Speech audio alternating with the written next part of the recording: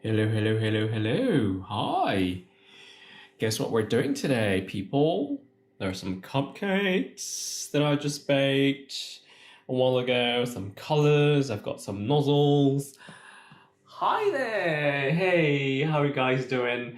It's Cher here from the Cookery School at Good Housekeeping, normally at Good Housekeeping. Here at home, this is my home kitchen. Welcome, and this is going out to live. So, just as you guys are trickling in, I'm just going to say just a couple of things about what we're doing today. I made some cupcakes, obviously cooled them down so that I can start icing them. I made up a bunch of buttercream icing, so that's just like basically sifted icing sugar plus some softened butter, beat them together, and then separate and then color them up. So that's what I've got right here, and I'm just gonna do some. Yeah, some buttercream icing really on some cupcakes using just a few nozzles. I just thought we'd just kind of go live with this and then see, whether you guys find it interesting or if it's helpful. I'm just going to pop you guys on a tripod so that I can kind of have my hands free for this sort of thing, this thing that we call icing, which shouldn't be too much of an issue for most of you, but let's just have fun with it, okay? So really simple, just vanilla sponge cupcakes. So bake them off. We're just gonna pop the recipe at some point down below. I hope we'll get the recipe up here. It's a classic Victoria sponge recipe, butter, flour, and caster sugar, some nozzles here, plus some colorful. I just kind of randomly selected some colors. So here I've got piping nozzles. Yes, so that's I'm using a few different tips today. So that's quite a fine tip. So you can see that's like a 4B from Wilton. By the way, all of this from Wilton today, but you can obviously use your own different other branded piping nozzles. So that's kind of give us a quite a fine result. And then I've got one here. This is possibly one of my favorite. It's basically quite a big open star tip here. Oh my goodness me, ignore the state of my fingers. I've just been washing hands like crazy. We all should be washing hands like crazy today. So hopefully you can see, so that's like a normal open star tip. I love that. It's one of my favorite, like I said. Here I've got a petal star tip, so a petal tip rather. So you can see it's almost like a teardrop. So it's thinner on one end and thicker on the other end, like a teardrop. So it allows you to like make sort of petals using it. Many different types as well, and different sizes as well. So this is just one of many. And then the fourth one I've got here is just a very small closed star tip. I don't know if you can see, focus camera.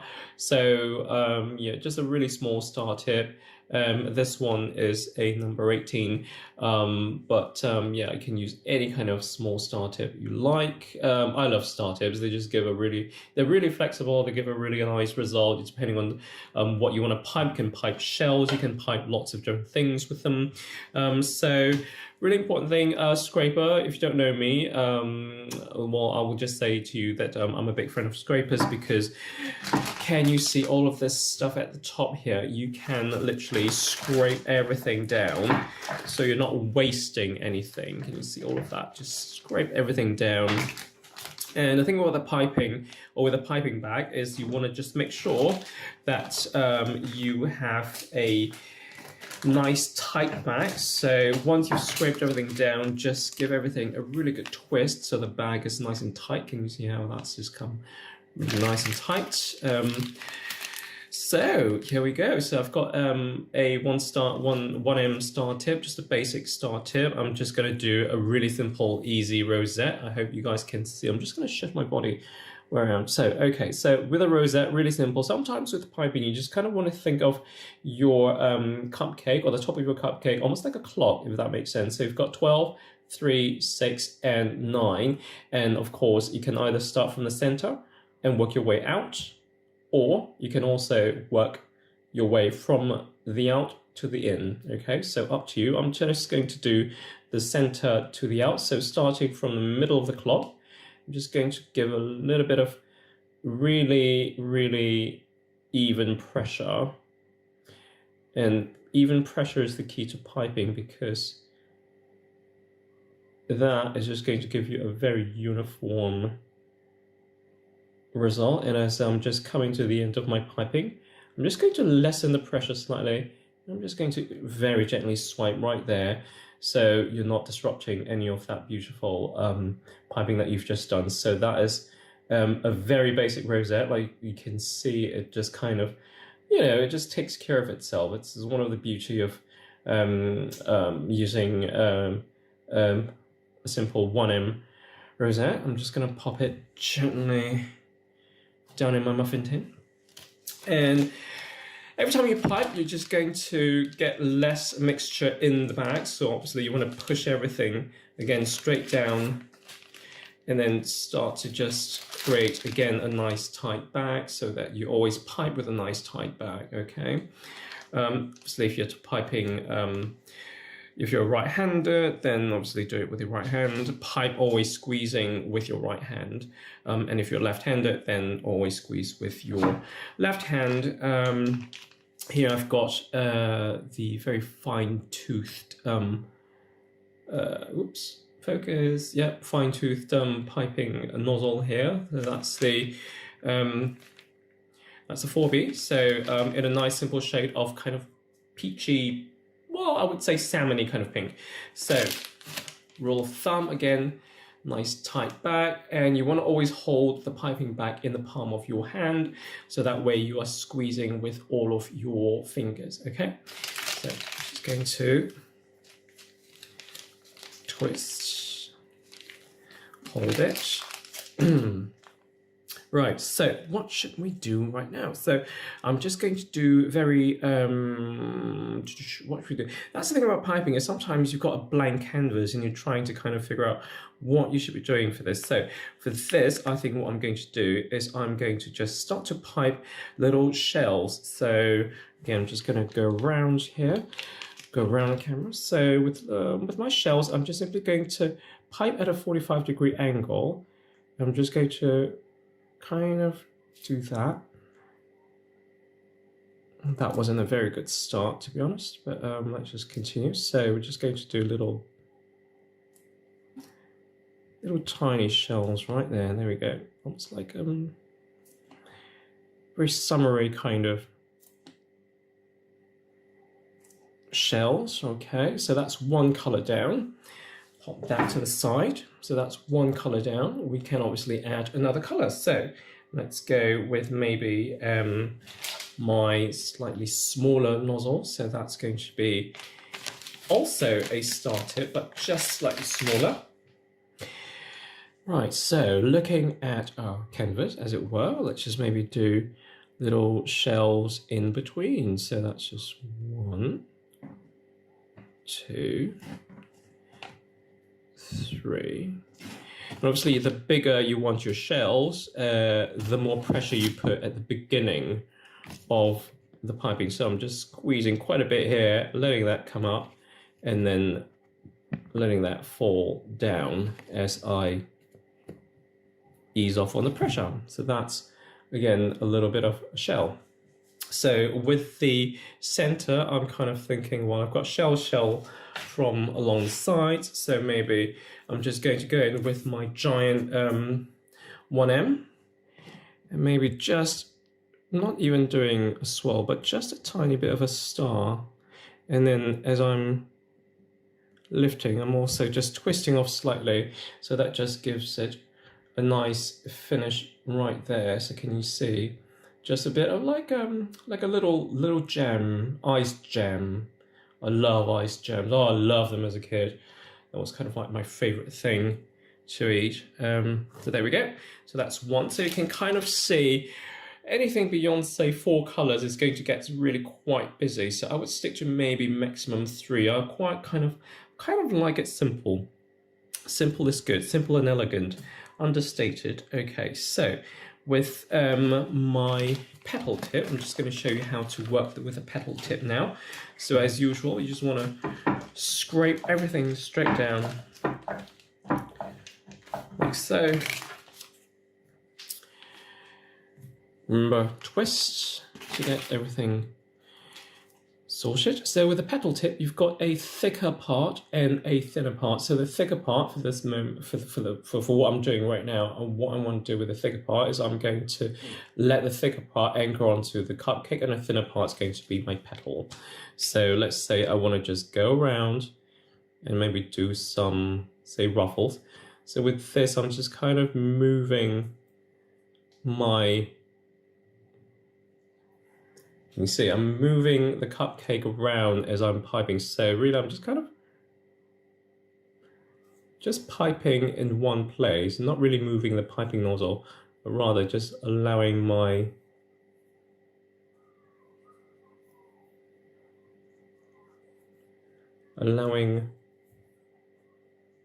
nozzle to just stay there, and then pipe, and then just turning my cupcakes. Sorry, I was trying to talk and pipe at the same time and look at the camera at the same time. It's all very interesting, filming myself here. So you can kind of see I've got kind of a ruffle thing going on, and because it's kind of one color, don't really want just one color, do we? So maybe let's just break it up slightly by doing little stars, just squeezing, and then there you go, little stars. In terms of how many, it's entirely up to you, but I will just say odd numbers tend to look quite good. So that's 3, 4, 3 plus 4, so was it 3? Yeah, that's it. So that's 7. So you can kind of see 7 odd numbers tend to look quite good. The eye is just naturally drawn to odd numbers, or find odd numbers quite easy to look at. So there we go. So let's see, how many more have we got? Well, I've got time for one more. So let's go back to our petal tip.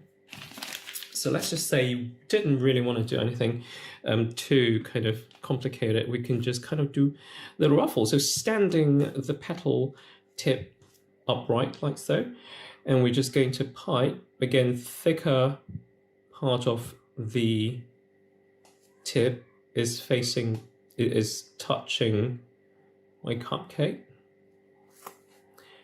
And you're simply going to do ruffles, okay? So I'm just doing ruffles.